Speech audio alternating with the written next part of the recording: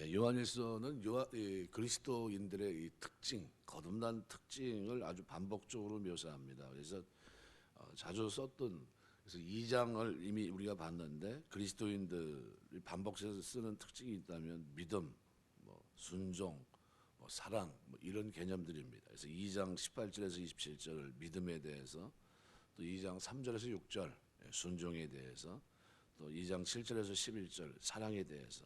믿음이란 단어는 나오지 않는데 시인한다는 거죠. 시인한다.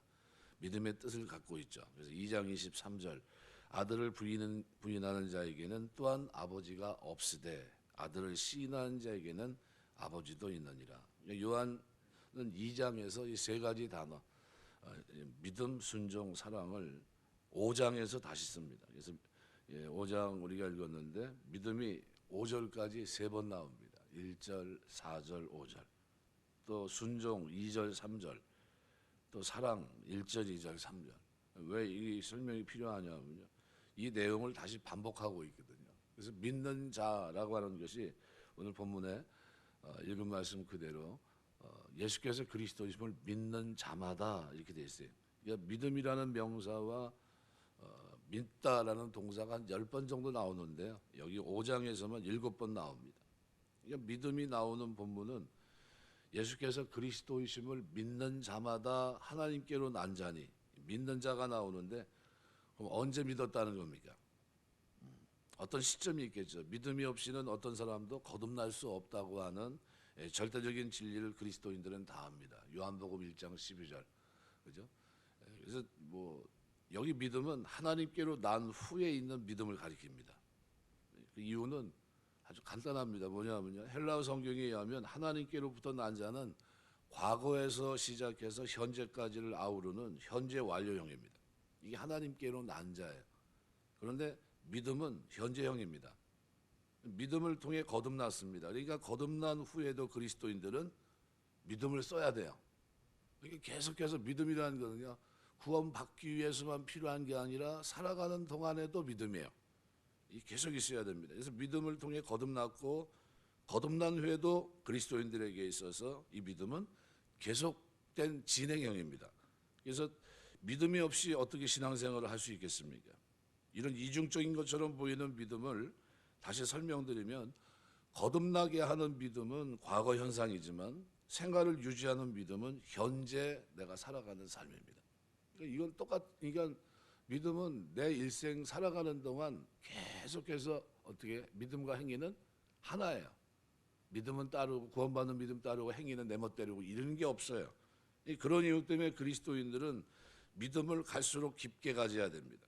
믿음이 성장하려면 두 가지가 필요한데, 하나는 말씀의 경험이고 또 하나는 생활의 경험입니다.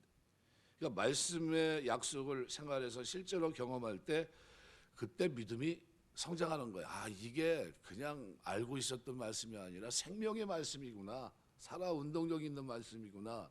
전에 이상재 선생 얘기를 했는데, 감옥에 갇혀서 왔다 갔다 하면서 예수 안 믿을 때입니다. 돌돌돌 말아가지고 오른뺨을 돌리면 왼뺨도 돌려대라. 그 이제 성경 구절을 누가 오다 이렇게 말아가지고 집어넣나 봐요. 그걸 왔다 갔다 하다가 자꾸 읽어보는 겁니다. 이게 말이 돼? 그러면서 왔다 갔다 하다는데 결국은 그 말씀이 생명력이 있으니까요, 그 구절로 깨집니다. 그리고 감옥에서 예수 믿어요. 이제 예수 믿어야 되겠구나. 그 진리를 누가 깨닫게 하신 겁니까? 거듭나게 하시는 게 하나님. 그 이후로 믿음을 실천적으로 살아갑니다. 이게 완전히 다른 거죠. 그러니까 사도 요한은 믿음의 대상을 간단하게 묘사합니다. 예수께서 그리스도이심을 믿는 자마다.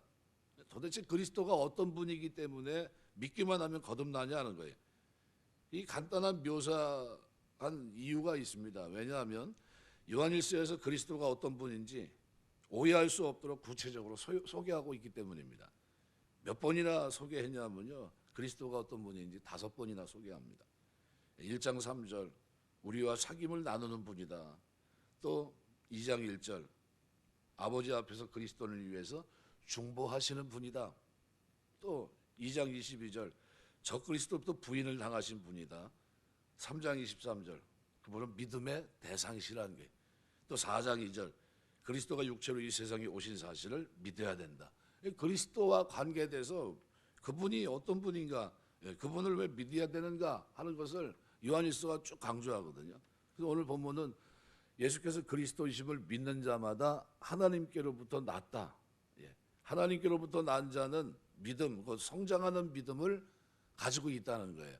그냥 폐쇄적인 게 아니라 이미 과거의 현상으로만 있는 게 아니라 현재 진행형의 믿음, 현재 내 살아가는 동안에도 믿음이 유효하다는 겁니다. 근데 그 믿음은 예수께서 그리스도이시라는 게 구약 성경 곳곳에서 예언된 대로 기름 부음을 받은 자라는 뜻입니다. 그러니까 과거 어느 시점 예수 그리스도의 십자가의 죽음과 부활을 믿으면서 거듭났다는 것도 중요합니다. 그런데 그거 못지않게 진짜 중요한 것이 있다면 현재도 그분에 대한 믿음을 갖고 있어야 돼요. 우리가 변함없이 하나님을 사랑하는 모든 자들 되시길 주의 이름으로 축원합니다. 에베소 6장 마지막 절이 그 절이에요. 우리 주 예수 그리스도를 변함없이 사랑하는 모든 자에게 은혜가 있을지어다. 저는 그 구절 굉장히 좋아해요. 변하지 말아야 돼요. 구원받을 때 믿음과 그 믿음을 가지고 이 땅을 살아내고 말씀의 확신을 가지고 살아가는 그 믿음이 똑같아야 된다는 거예요. 변함없어야 됩니다. 그런데 본문에 사도 요한이 3번씩이나 사용한 단어가 있는데 하나님께로 낫다는 이것을 증명하기 위해서 낫다, 기독교에서 가장 중요한 핵심 진리 가운데 하나인데요. 중요하기 때문에 반복해서 씁니다. 그래서 5장 1절 하나님께로부터 난 자니 또한 낳으신 이를 사랑하는 자마다 그에게서 난 자를 사랑하는 3번 강조합니다. 낳았다. 그러니까 낳다라고 하는 동사는 일찍이 예수님도 쓰셨습니다. 그 예수님이 사용했던 이것을 기억해낸 사도 요한이 후에 기록합니다. 요한복음 3장 5절 니고데모와의 대화에서 사람이 물과 성령으로 나지 아니하면 하나님 나라에 들어갈 수 없다. 여기 낳다. 예수님이 니고데모에게 썼던 낳다, 나지 아니하면 이란 단어나 오늘 본문에 썼던 낳다라는 단어는 똑같은 단어입니다. 그러니까 물과 성령으로 난 사람은 하나님께로 난 자라는 거예요. 이거를 지금 요한이 요한복음과 요한일서에서 설명하고 있는 겁니다. 그러니까 예수님이 표현한 것은 물과 성령이라는 거듭난 매개를 강조하지만 사도 요한은 하나님께로 난 자는 관계를 강조합니다. 그러니까 물과 성령으로 거듭났다는 것은 내일 아침에 이제 요건 좀 설명을 드릴 거고요. 오늘은 요 앞에 하나님과의 관계 요겁니다. 왜 하나님께로부터 난 자 이 관계를 강조했는가? 이유는 하나님은 그리스도인들을 낳은 아버지시고 그들은 하나님 아버지로부터 태어난 자녀이기 때문입니다. 여기 낳다라고 하는 동사를 3번씩이나 사용하고 있는데 거듭난 자는 소극적으로 3장 9절 보면 죄를 버립니다. 3장 9절 하나님께로 난 자마다 죄를 짓지 아니하나니 이렇게 표현합니다. 그죠? 하나 거듭났다. 그죠? 물과 성령으로 거듭난 사람들 이 사람들은 어떻게 해요? 죄를 버린다. 적극적으로는 2장 29절 너희가 그의 의로우신 줄을 알면 의를 행하는 자마다 그에게서 난 줄을 알리라. 그냥 의롭게 사는 게 아니라요. 이게 거듭났기 때문에 물과 성령으로 거듭났기 때문에 그죠? 그래서 그런 역사가 있다는 거예요. 4장 7절 보세요. 4장 7절에도 하나님을 사랑하는 자 우리가 서로 사랑하자. 사랑은 하나님께 속한 것이니 사랑하는 자마다 하나님으로부터 나서 하나님을 알고 사랑하는 게 태어났기 때문에 사랑하는 거예요. 거듭났기 때문에 이걸 지금 요한이 설명하고 있는 겁니다. 왜냐하면 거듭나는 순간 그들에게 뭐가 주어져요? 신성한 성품. 베드로전서 1장 4절 믿음의 덕을 덕의 지식을 지식의 절제 절제 인내를 인내 경건을 경건에 형제의 형제의 사랑을 더하라. 이 신성한 성품에 거룩한 성품에 참여하는 자가 된 겁니다. 그래서 5장에 들어와서 다시 한번 나타라는 동사를 강조하고 있는데 왜 그랬을까요? 3번만 해도 되잖아요. 그런데 새로운 특성을 제시하기 위해서입니다. 3가지 외에. 그러니까 새로운 특성은 뭐냐면 아버지와 자녀의 관계를 설명하려고 이 관계. 그러니까 5장에 들어서 관계를 강조합니다. 그 이유는 4장에 강조됐던 사랑의 관계가 어떻게 이루어졌는지를 설명하려고 하는 겁니다. 그래서 5장 1절에서 4절까지 말씀은 4장 19절에서 21절까지의 설명이라고 해도 과언이 아닙니다. 설명해 주는 거예요. 아버지와 아들의 관계 속에 우리가 있다는 겁니다. 하나님의 사랑 때문에 죄인들이 그리스도인들로 바뀝니다. 4장 19절 우리가 사랑하면 그가 먼저 우리를 사랑하였습니다. 그렇다면 그들을 만나서 용서해 주시고 변화시켜 주신 하나님을 사랑할 수밖에 없을 겁니다. 왜냐하면 사랑은 사랑을 낳기 때문이에요. 근데 사도 요한은 하나님을 사랑하면 의리의 다른 그리스도인들을 사랑해야 된다고 얘기해요. 그게 4장 20절입니다. 누구든지 하나님을 사랑하노라 하고 형제를 미워하면 이는 거짓말하는 자니 보는 바 형제를 사랑하지 아니하는 자는 보지 못하는 바 하나님을 사랑할 수 없느니라. 아주 당연하다는 겁니다. 심지어 하나님의 사랑은 곧 형제 사랑이라고까지 얘기해요. 21절. 우리가 이 계명을 주께 받았나니 하나님을 사랑하는 자는 또한 그 형제를 사랑할지니라. 사랑은 해도 되고 안 해도 되고가 아니에요. 기분이 내켰으니까 하는 거고 기분이 안 좋으니까 사랑 안 하고 이런 문제가 아니라는 거죠. 그럼 도대체 언제 어떻게 하나님의 사랑이 주어졌기 때문에 그렇습니까? 오늘 5장 1절은 이 질문에 대한 대답입니다. 그래서 5장 1절 예수께서 그리스도를 믿는 자마다 하나님께로 난 자니 이렇게 표현합니다. 그런 사랑이 가능한 것은 그리스도인들이 어떻게 해요? 하나님께로부터 났다, 거듭났기 때문에 물과 성령으로 거듭났기 때문이라는 겁니다. 그러니까 어떻게 거듭났기 때문에 이런 이중적인 사랑을 실천할 수 있습니까? 하나님 사랑하고 이웃 사랑하는 것, 형제 사랑하는 걸요. 그들은 물과 성령으로 거듭났습니다. 물로 깨끗해졌고 성령의 능력으로 덧입었기 때문입니다. 그래서 그뿐만 아니라 그들은 하나님의 말씀으로 거듭났습니다. 그래서 베드로전서 1장 말씀해 보시면요. 베드로전서 1장 말씀 보면 23절에 이렇게 표현합니다. 너희가 거듭난 것은 썩어질 씨로 된 것이 아니요 썩지 아니할 씨로 된 것이니 살아있고 항상 있는 하나님의 말씀으로 되었느니라. 그러니까 말씀은 천지를 창조한 능력입니다. 만일 그렇지 않으면 하나님이 천지 창조하면서 이르시되라는 단어를 10번이나 쓸 이유가 하나도 없어요. 그죠? 거기에 있는 모든 만물은 어떻게 창조하셨습니까? 바로 그런 능력으로. 그뿐만 아니라 하나님은 그 동일한 말씀으로 이 세상을 어떻게 해요? 심판하십니다. 새하늘과 새 땅을 다시 창조하시는데 뭐로 하십니까? 말씀으로. 그래서 베드로서 3장 7절 보시면 이렇게 표현합니다. 이제 하늘과 땅은 그 동일한 말씀으로 불사르기 위하여 보호하신 바 되어 경건하지 아니한 사람들의 심판과 멸망의 날까지 보존하여 두신 것이니라. 13절 보면 이렇게 표현합니다. 우리는 그의 약속대로 의가 있는 곳인 새하늘과 새 땅을 바라보도다. 그러니까 하나님이 말씀으로 하세요. 말씀으로. 그러니까 죄인들을 창조하시고 거듭나게 하신 이 하나님의 말씀 때문에 그리스도인들은 현재의 삶 속에서도 그런 능력을 나타낼 수 있습니다. 사도 요한의 설명대로 그리스도인들에게 주어진 가장 큰 능력은 사랑입니다. 그들은 성령과 말씀의 능력으로 사랑하며 살아갈 수 있게 됐다는 거예요. 그러면 하나님으로부터 사랑받은 그리스도인들은 그럼 구체적으로 누구를 사랑해야 됩니까? 4장 21절 바로 형제입니다. 그 형제를 사랑할지니라. 사도 요한의 명령처럼 위로 하나님 사랑하고 아래로 형제를 사랑해야 됩니다. 그렇게 하기 때문에 그들을 사랑하는 자라고 불리는 거예요. 사랑은 관계에서 나옵니다.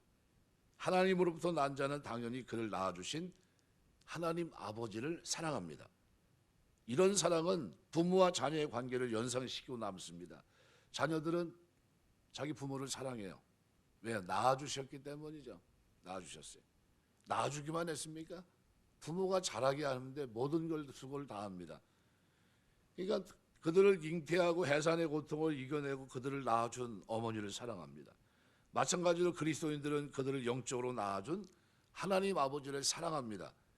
가족 관계는 부모와 자녀 관계만 있습니까? 자녀와 자녀의 관계도 있어요. 자녀들 사이의 관계를 확대해야 되는데 자녀들은 같은 부모를 모신 형제입니다. 그래서 그들이 그들을 낳아준 하나님 아버지를 사랑한다면 이것은 필연적으로 자녀들도 서로 사랑해야 돼요.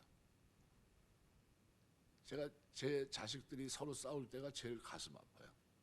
왜 싸우지? 이유가 뭐 아무것도 아닌데 싸우고 있는 걸 보면요 답답해요. 도대체 뭐 때문에 그러지? 남자들은 모르겠어요. 제가 이제 여자들은 고무줄 하나 갖고도 싸우더라고. 그래서 어이가 없어요. 이게 뭐지 싶을 때가 있어요. 어렸을 때 성장하는 과정에서 제가 본 겁니다. 야, 별것도 아닌 거 가지고 그런다. 하나님 보실 때 어떨까요?